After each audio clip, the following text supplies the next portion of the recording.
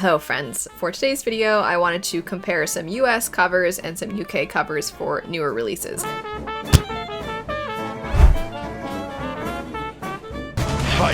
I like doing this periodically, usually around the end of the year or around the middle of the year, specifically for new releases. One, just because I always think it's really fascinating to explore the different ways in which different countries or publishing houses from different places express what is inside the book through the covers. I really like looking at different art styles, and I just like comparing and contrasting the two. I think it's a lot of fun. But on top of that, I know for a lot of people, they check books out from the library, and when they do finally decide to purchase a copy of something, they want to make sure they get the copy that they actually like the most, because not everybody buys multiple editions of the books that they pick up. Sometimes you just want to get the edition you like the most.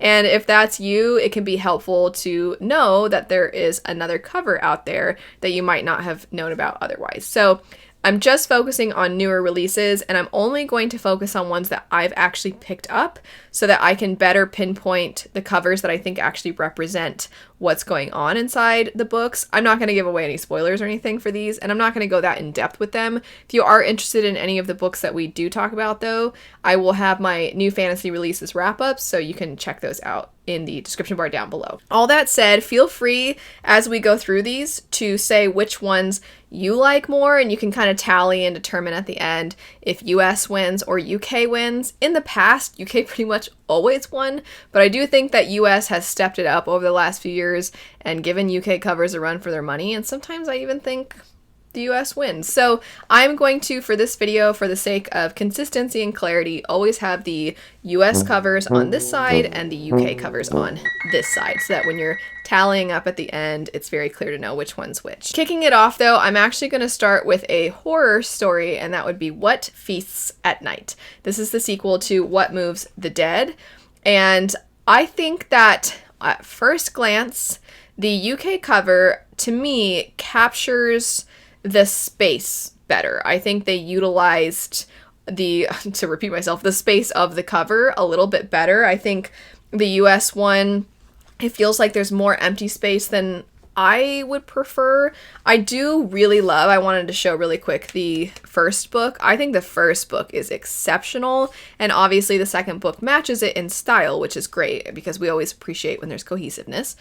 I think that though, with this sequel, just to repeat, the first one stands out to me more. When I say first one, I mean UK, the first one I brought up. I think it stands out at first glance, and I think both of them represent what transpires within the book pretty well. There is a scene where a character is describing moths appearing from inside something, and it sounds really disturbing, but then there's also a scene where you're wondering, like, is this all in their head? What's going on? And they're imagining a horse that's sort of it seems to be rotting, and you're like, oh my gosh, and it's disturbing and creepy. So both of these have something captured from within the story itself. That said, I do also think that the UK one looks creepier, but the US one, I think, ultimately wins for me because it's more unique. I think we've seen a lot of skulls on covers before, and I think we've also seen, even though it is pertinent to what transpires in this book with the moth itself coming out of the skull, it's not like there's just a skull for no reason. I do think we've actually seen skulls with some kind of plant life or skulls and bugs. It's not just the skull, it's the combination. We've seen that before. And even though it has relevancy to this story, I just feel like the one with the decomposing horse feels more unique. They both are good though. I think they both represent the book itself really nicely. It's not just like a generic creepy image or something. So I think for me, What Feasts at Night US wins, but both are solid. If I was being lazy, I would call it a tie. Next up, The Tainted Cup. So this one has it's kind of like a sci fantasy setting with a murder mystery component. And there are interesting things to do with the plant life and plant properties and how that is utilized within the setting. And I think that both of these capture that plant life element really well. I think the US one, you kind of see it creeping along the edge. And then you also see like the cup is spilled, and then you see stuff coming out of it. And then obviously there's an element of like a death element with the fact that you see the skulls within the center of the flowers. I think that is really cool, because I was just saying we've seen skulls and plant life combined, but the way that this one does that, it does something really different with it, which I like. I also just like the way the layout is, and I like that you have, because if you don't know, this is printed directly on the hardback, which is always a plus. I know that's not necessarily to do with the art design itself, but I do like when that's the case. And I like the color choice. The UK one, once again, I feel like at first glance, it just stands out. It's got such a unique color combination. I'm always a sucker for unique color combinations, and I do feel like this one has it. It's more striking, and the plant life is really heavily emphasized on this one. That said, I think because of the murder mystery component, I have to ask myself which one better represents that, and the US one hands down for me. I just feel like there is that sort of detective feel in the US one that if you look at the UK one, to me that one screams more fantasy, and it really doesn't emphasize any of the murder mystery components. At least what I see looking at it. I don't really find a whole lot that has to do with like investigative work. There is a cup placed on the corner. Over to the side you kind of see a cup, but I still think that the detective aspect of it is captured much better in the US one. Both great covers though. Next up, we have a historical fantasy, and that would be The Warm Hands of Ghosts. And I'm not really the biggest fan of either of these covers. I think style-wise, I might like the UK one more. However, I don't think that this is fitting to the book even a little bit. It looks too whimsical. It looks too joyful. This is a very dark story. It is very abstract, and it really kind of settles into wondering what is real and what is not. And I don't feel like the UK one captures that. I think it looks too like it's more like celebratory in a sense with the way that the colors flare. And it's a style I've seen a lot in UK covers where you kind of have this border and you see the little people. You actually see that in the Tainted Cup US one, interestingly enough. But for example, the Downstairs Girl, as is the case with a lot of other covers in the UK, they have this sort of effect. The Downstairs Girl, it made sense because you are looking at, it is historical and it has this sort of optimism to it. That is not the case with The Warm Hands of Ghosts. It's not even that, I feel like, a little bit. I do like the violin because that does play a big role in the story, but I still just think this looks too joyful. And the US one, I don't love. It makes it look like a romance story to me, like a historical romance. And it looks like, I don't get the impression that it is representing the countries in which you see the story take place in. I don't feel like it represents that particularly well either. And it looks almost storybook. So I don't really like either. But as far as the tone, I do feel like the US one captures the tone better.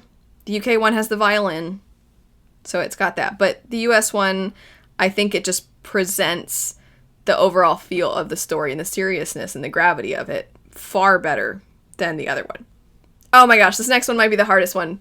Dark Star Burning, Ash Falls White. Okay, if we're talking special editions, which I'm removing from the equation, but the special edition from Illumicrate of Dark Star Burning, Ash Falls White, I've brought it up a few times in different videos, but oh my gosh, it's gorgeous. It's so beautiful. But just looking at the cover design of the US versus the UK, they're both great. They both capture the more lore elements to the story and these mythical beings that you're wondering, hey, are these still around? Are they still serving a purpose? Do they exist? You know, I think they capture those really well. The color choices also are extraordinary in these. And they both do go really well because these are both sequels. They both pair really nicely with the first books in the series. I think I might have to go US again. Have I picked US on every single one? I think I have. This is very rare. I think that for me, the US one wins because this particular mythological being is more emphasized, I would say, than the other things that are discussed and mentioned throughout this duology. In this book in particular, I feel like this plays a bigger role in that sequel. And I just think the way that it's sort of like, oh, it's just gorgeous. Like the symbols and the way that like the feathers go across, the color choice, it's very striking. I think it's gorgeous. They're both so beautiful. What I was just talking about with this sort of wraparound with animals, it's also true for just anything that is prominent within this story, and that's true of the last one for today, which would be Map of the Otherlands. This is once again a sequel, and I think when I did this style video last year and the first book in the series, Encyclopedia of Fairies, was presented, I really debated. I was like, I really like both of these.